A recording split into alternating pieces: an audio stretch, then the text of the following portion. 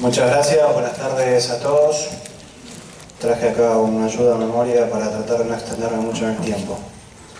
En primer lugar, quiero agradecer a la organización Será Justicia, no solo por la invitación a estar en este panel con colegas, amigos y una enorme prestigiosa periodista, sino por preocuparse activa y realmente sobre temas tan sensibles como el que hoy nos ocupa.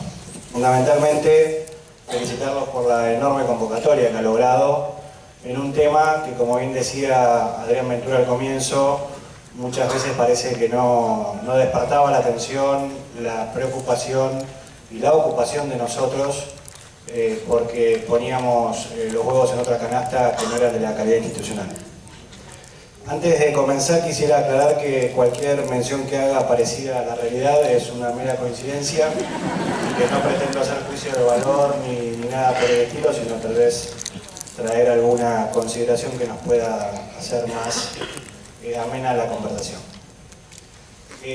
No voy a hablar sobre Campagnoli, sobre Pepe, con quien tuve el honor de trabajar 10 años de fiscal del año 93 al 2003, porque creo que si redujéramos el caso que nos convoca a la figura de Campagnoli, nos estaríamos confundiendo y equivocando, porque tal vez podríamos recitar o parafrasear aquel viejo y conocido poema de Vienen por, y acá no tenemos que pensar que vienen por Campagnoli, porque si lo vemos así, probablemente mucho no nos preocupemos diciendo, total, yo no soy Campagnoli. Vienen por la República, y nos tenemos que dar cuenta que entonces sí nos compete a todos hacernos cargo de lo que está ocurriendo y preocuparnos por lo que está ocurriendo.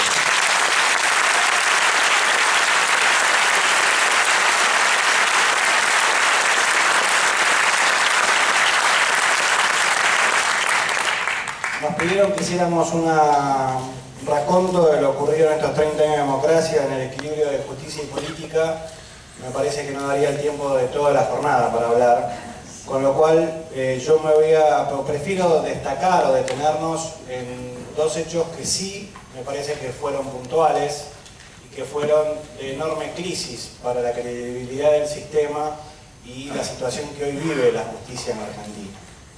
Y para que no creamos que todo es culpa del actual gobierno, el primer hito que yo coloco o que considero grave fue el aumento del número de los jueces de la Corte Suprema de Justicia en la década de los 90, a partir de lo cual el gobierno, no sé si sigue escuchando, logró su mayoría automática. Y después, vaya coincidencia hoy, advierto que es senador de la Nación, con una condena no firme, acusado de cubrir el periodo terrorista.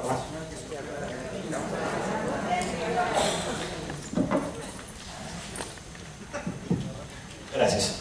Y parece que a la dirigencia política eso no alcanza como para evaluar su juicio político y sigue estando en el Senado, aliado del actual gobierno. El segundo hecho que yo creo grave ha sido la renuncia del Procurador General de la Nación, el doctor Esteban Rigui, en el mes de abril del 2012. Y lo considero grave por el contexto en el que se dio.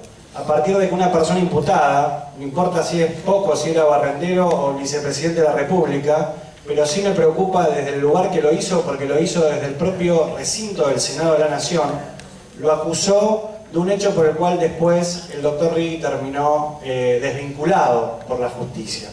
Me refiero al vicepresidente de la Nación, el señor Amado Boudou.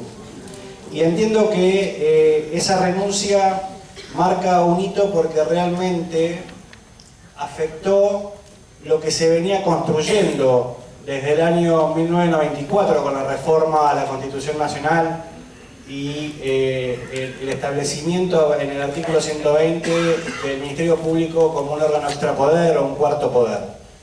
Que nos guste o no nos guste, quienes fueron ocupando desde entonces el cargo de Procurador General, cada designación, justo para mí es decirlo, significó un valor agregado en la consolidación y la credibilidad de lo que iba haciendo el Ministerio Público. Debo decir que ocupé el cargo de fiscal durante 10 años. En los 10 años, hasta el año 2003, denuncié penalmente a todos los presidentes democráticos ante la justicia por lo que yo entendí la posible comisión de un delito. Jamás padecí la persecución que hoy sufren, no solo el doctor Campagnoli, porque hay que advertir que hay otros fiscales suspendidos y que hay jueces perseguidos también administrativa y penalmente por el contenido de sus sentencias. La renuncia del doctor Righi para mí es importante traerla a colación por lo que significó la carta que le dirigió en persona al actual presidente de la Nación, la doctora Cristina Fernández de Kirchner. No la voy a leer en su contexto y en su totalidad, les recomiendo, si no la recuerdan, que lo vuelvan a leer. Traje la versión impresa de página 12 para, bueno, que no crean que esto está armado por la corporación. Y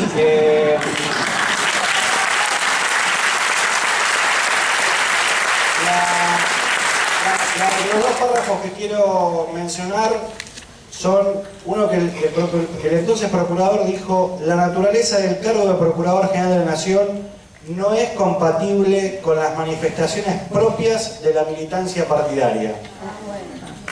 Y al finalizar su renuncia dijo: pero lo más importante es que creo haber cumplido el mandato constitucional y legal de crear y asegurar las condiciones necesarias para que los fiscales puedan ejercer con la independencia que la ley les confiere su delicada función, incluso cuando frente a un caso judicial concreto hubiese podido tener yo una opinión divergente.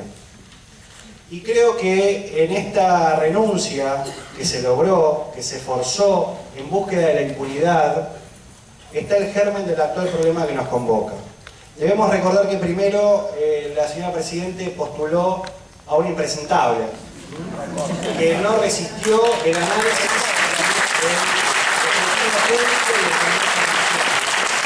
una persona a la que tenía que soplar las respuestas cuando estaba en la audiencia en el Congreso.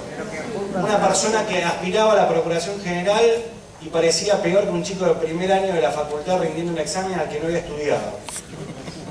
A veces me pregunto si fue un candidaticidio a propósito para después postular a quien hoy está en la Procuración y parezca que llegaba a Churchill.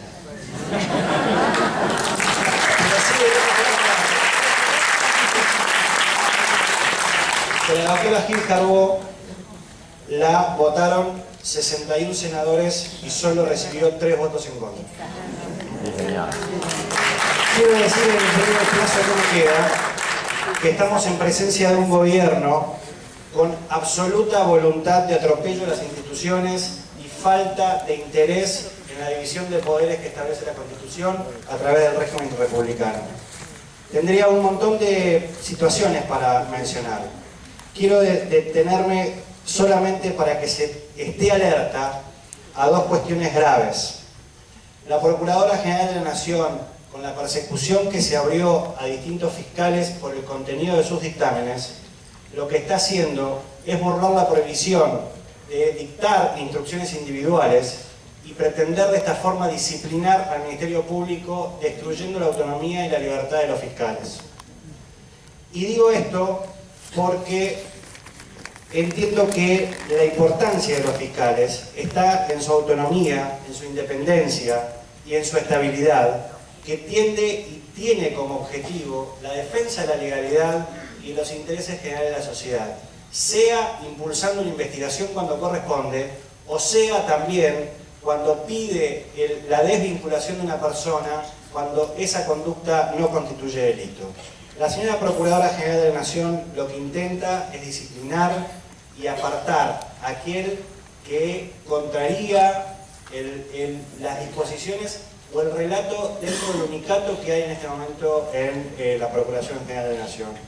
Y debemos ser muy atentos, porque lo dijo recién el doctor Irigaray, al funcionamiento del Tribunal de Enjuiciamiento. Nosotros en el estudio estamos también defendiendo a otro fiscal suspendido por el contenido de sus dictámenes. Y quiero decir que hay situaciones muy peligrosas en la ley del Ministerio Público. El Tribunal de Enjuiciamiento tiene 7 integrantes, que son representantes de distintos estamentos, creo que como todos sabemos. La enorme diferencia con los magistrados del Poder Judicial de la Nación, que tienen por Constitución la estabilidad garantizada con una mayoría especial para que lo destituya el Consejo de la Magistratura, a los fiscales se los puede destituir por simple mayoría, es decir, 4-3. Nosotros en el proceso que estamos defendiendo hemos planteado la inconstitucionalidad de ello, no solamente porque afecta a la autonomía del 120 de la Constitución Nacional, sino el principio de igualdad, porque si los fiscales tienen los mismos derechos que los jueces y son todos magistrados de la nación, no puede ser que a unos se los destituya con mayorías especiales y a otros con simples mayorías.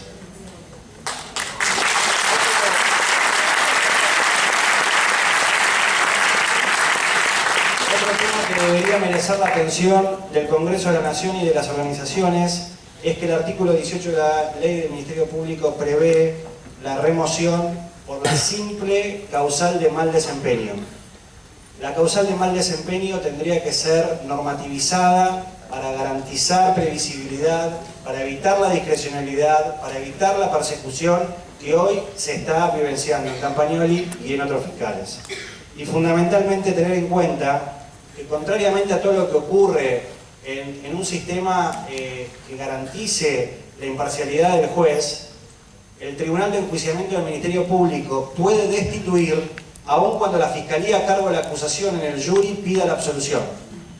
Así que miren la situación, 4 de los miembros, mayoría simple, puede destituir, y puede destituir si la Fiscalía entiende que hay que absolver al fiscal acusado y reintegrarlo a su cargo. Y la paradoja del caso es que el reglamento que dictaron en su momento el Procurador General de la Nación y la Defensora General de la Nación, que regula el proceso dentro del jury, establece que a un integrante del tribunal se lo puede echar por mal desempeño, pero para lo cual se necesita el voto de 5. Entonces, quienes no tienen estabilidad por la Constitución ni inmunidad por la Constitución tienen mayorías especiales, y los fiscales que sí tienen tienen inmunidad, pueden ser destituidos por mayoría simple y aun cuando la Fiscalía pida su absolución. Entiendo, y termino con esto, que está en juego la libertad, la autonomía e independencia de los jueces y de los fiscales. Pero por sobre todo está en juego nuestra libertad, está en juego el diseño de república y de sociedad democrática en la que queremos vivir, y entiendo que no tenemos que tener ni un Ministerio Público en reposo, ni pretender jueces ni fiscales militantes. Merecemos democracia, merecemos justicia.